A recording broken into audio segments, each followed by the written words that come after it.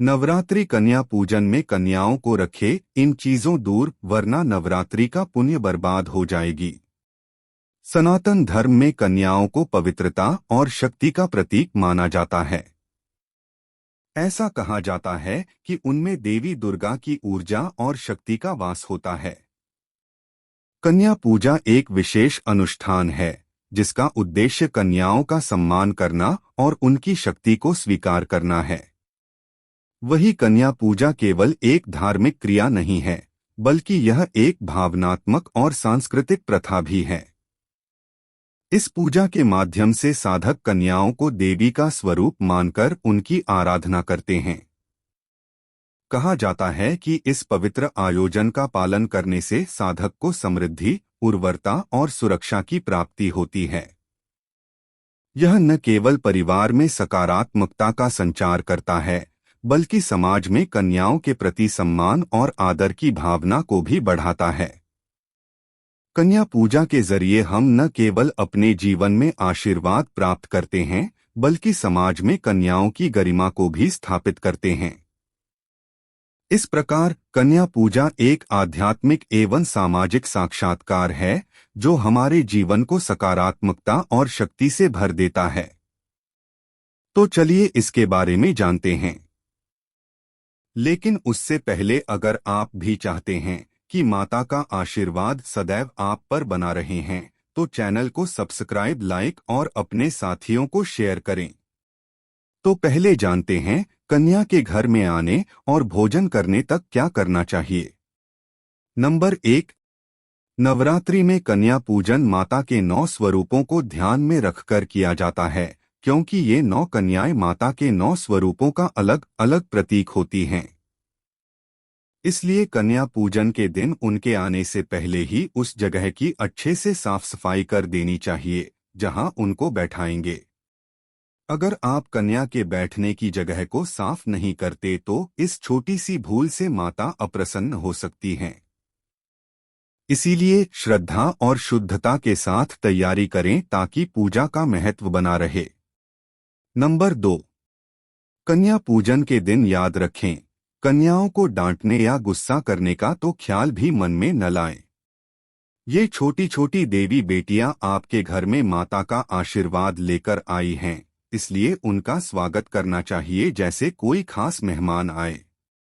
अगर आप उन्हें मुस्कुराते हुए बुलाएंगे और प्यार से पेश आएंगे तो वे आपके घर में खुशी का माहौल भर देंगी।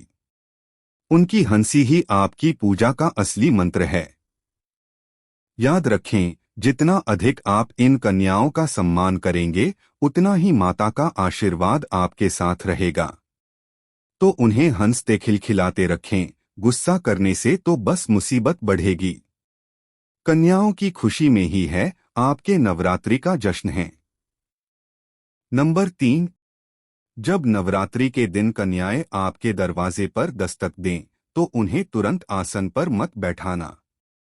पहले उसका सही से स्वागत करें और उनके प्यारे प्यारे पैरों को अपने हाथों से साफ पानी से धोएं। फिर जब पैरों को धो लें तो उन्हें एक साफ कपड़े से पोंछें और फिर प्यार से उन्हें आसन तक ले जाएं। सोचें कि आप किसी राजकुमारी को लेकर जा रहे हैं ताकि उन्हें लगे कि वे कितनी खास हैं। इस पूरी प्रक्रिया से न केवल कन्याएं खुश होंगी, बल्कि उनका आशीर्वाद भी आपको भरपूर मिलेगा। तो याद रखें, ये कोई साधारण पूजा नहीं, बल्कि एक देवी का स्वागत करने का मौका है और इस अवसर को शानदार बनाने में कोई कसर न छोड़े। नंबर 4, कन्या पूजन के दौरान जब कन्याओं को आसन पर बैठाकर तिलक किया जाता है, तो इस बात का विशेष ध्यान रखना चाहिए कि उनका मुख उत्तर पूर्व दिशा यानी ईशान कोण की ओर हो। यह दिशा बहुत महत्वपूर्ण है क्योंकि यहाँ देवी देवताओं का निवास माना जाता है। अगर आप गलत दिशा में कन्याओं का तिलक करते हैं तो यह आपकी पूजा और माता की कृपा को प्रभावित कर सकता है। इसलिए कन्याओं के आगमन से पहले सुनिश्चित करें कि आपके घर की उत्तर पूर्व दिशा स्पष्ट रूप से निर्धारित है या नहीं। इस तरह तिलक करते समय सही दिशा में ध्यान देने से न केवल कन्याओं का सम्मान बढ़ता है, बल्कि माता का आशीर्वाद भी आपके साथ बना रहता है। ध्यान रहे, सही दिशा में तिलक करने से आपके नवरात्रि के आयोजन का महत्व और भी बढ़ जाएगा। नंबर 5। यदि आप कन्या पूजन में केवल 9 कन्याओं को आमंत्रित करते हैं और एक बालक को नहीं शामिल करते, तो आपका पूजा अनपूर्ण रह सकता है। इसलिए कन्या पूजन के इस विशेष अवसर पर 9 कन्याओं के साथ एक बालक को भी अवश्य बुलाएं। इस बालक को भैरव का रूप माना जाता है, जो पूजा में महत्वपूर्ण भूमिका निभाता है। यह मान्यता है कि भैरव की उपस्थिति से पूजा का महत्व और भी बढ़ जाता है, जिससे माता की कृपा और आशीर्वाद प्राप्त होता है। इसलिए अपनी पूजा को संपूर्ण और प्रभावी बनाने के लिए इस छोटे से पहलू को ध्यान में रखें और कन्याओं के साथ इस विशेष बालक को आमंत्रित करें। नंबर 6। यदि आप अपने सामर्थ्य के अनुसार कन्याओं को दक्षिणा नहीं देते, तो यह पूजा अधूरी मानी जाती है। दक्षिणा केवल एक औपचारिकता नहीं है, बल्कि यह कन्याओं के प्रति सम्मान और आभार प्रकट करने का एक तरीका है। इसलिए पूजा समाप्त होने के बाद आपको कन्याओं के हाथ में उचित दक्षिणा रखनी चाहिए। यह दक्षिणा न केवल उनकी मेहनत और उपस्थिति का मान बढ़ाती है, बल्कि माता दुर्गा का आशीर्वाद भी आपके परिवार पर बरसाती है। अपने सामर्थ्य के अनुसार दक्षिणा देना इस पवित्र अनुष्ठान का एक अभिन्न हिस्सा है, जो आपके श्रद्धा भाव को दर्शाता है।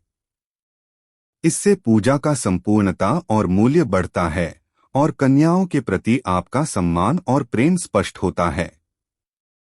नंबर 7।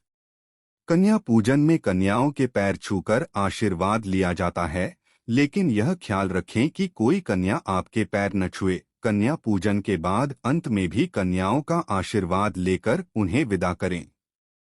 अगर आप कन्या पूजन के दिन ऊपर दी गई बातों को ख्याल रखते हैं और पूरे विधि विधान से पूजा करते हैं, तो आपको माता की कृपा अवश्य प्राप्त होगी।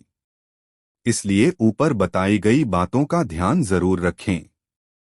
चलिए अब जानते हैं कन्या भोजन में लड़कियों को क्या खिलाएं। 1. हलवा। सूजी का हलवा यह एक लोकप्रिय और स्वादिष्ट मिठाई है, जो सरलता से बनाई जाती है। इसमें घी, चीनी और सूजी का उपयोग होता है। गाजर का हलवा यह भी एक पौष्टिक विकल्प है, जो गाजर, दूध और मेवों से बनाया जाता है। 2. चने।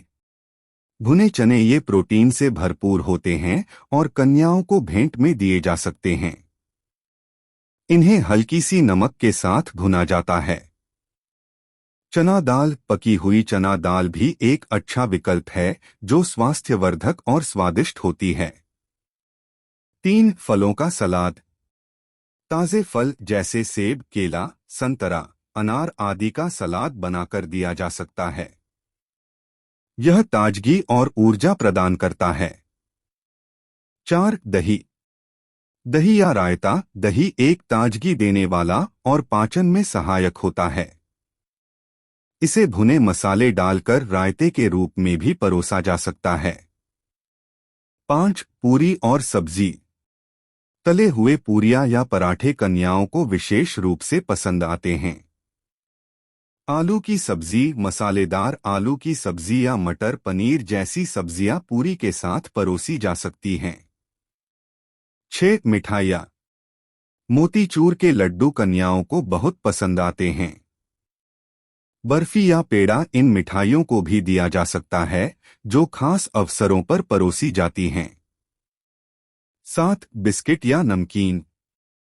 हल्की सी नमकीन या बिस्किट भी कन्याओं के लिए एक अच्छा स्नैक विकल्प हो सकते हैं। ध्यान देने योग्य बातें। शुद्धता। सभी खाद्य पदार्थों को शुद्धता के साथ तैयार करें। स्वाद। ध्यान रखें कि भोजन का स्वाद अच्छा हो, ताकि कन्याएं आनंदित हों। पोषण। पौष्टिकता पर ध्यान दें, ताकि कन्याएं स्वास्थ्यवर्धक भोजन ग्रहण कर सकें। कन्याओं को दान में क्या भेंट देना चाहिए। 1. धन। अपने सामर्थ्य के अनुसार कन्याओं को कुछ धन भेंट करना शुभ माना जाता है। यह उन्हें अपने अनुसार उपयोग करने का अवसर देता है। कुछ लोग कन्याओं को स्वर्ण या चांदी के सिक्के भी भेंट करते हैं, जो उन्हें आशीर्वाद के रूप में शुभ माने जाते हैं। 2. भोजन सामग्री। कन्याओं को मोतीचूर के लड्डू, बर्फी या अन्य स्थानीय मिठाइयाँ देना एक परंपरा है। ये विशेष अवसरों पर दी जाने वाली मिठाइयाँ हैं। और भुजी हुई चना, मूंगफली या अन्य हल्की स्नैक्स।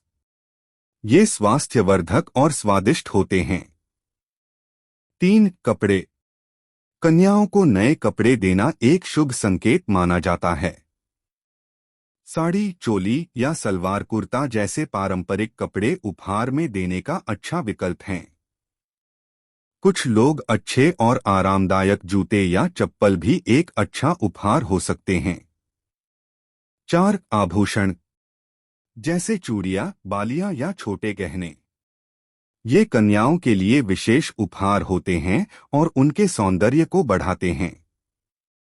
वही एक सुंदर भेंट है जो कन्याओं के प्रति आपके स्नेह को दर्शाती है। 5. शिक्षा सामग्री। यदि कन्याएं पढ़ाई कर रही हैं, तो उन्हें किताबें या स्टेशनरी जैसे पेन, पेंसिल या स्केचबुक भेंट करना एक अच्छा विकल्प है। अगर छोटे बच्चों के लिए खिलौने जैसे गुड़िया, गाड़ी आदि भी बहुत प्यारे उपहार होते हैं। 6. सजावटी सामान। रुद्राक्ष की माला, ये आध्यात्मिक महत्व रखती हैं और कन्याओं को भेंट दी जा सकती हैं, जिससे वे अपने विचार और यादें लिख सकें। 8. अन्य सामग्री। साबुन, शैम्पू और कॉस्मेटिक्स ये भी एक अच्छा उपहार हो सकते हैं, खासकर युवा कन्याओं के लिए। पर्यावरण के प्रति जागरूकता बढ़ाने के लिए पौधे या बीज देना भी एक अद्भुत विचार है। अगर आपको हमारा वीडियो पसंद आया है, तो अब आपके पास एक सुनहरा मौका है।